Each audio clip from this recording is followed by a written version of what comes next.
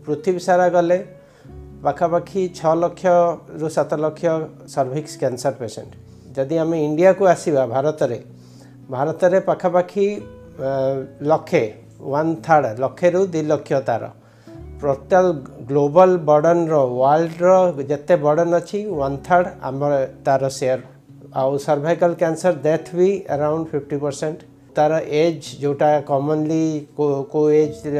पचार जाए कि को एज लोक बेसी संक्रमित हो पारे से अराउंड 40 to 50 इयर्स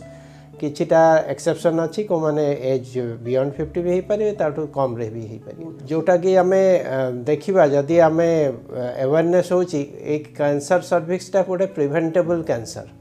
से का सचेतनता बहुत आवश्यक जोड़ा नॉन प्रिवेंटेबल कैंसर ताकू कैंसर है आम ट्रीटमेंट करवा किंतु ए कैंसर को प्रिवेंट करी हबो तेणु सचेतनता ये कैंसर पाइका बहुत जरूरी किंतु जदि आम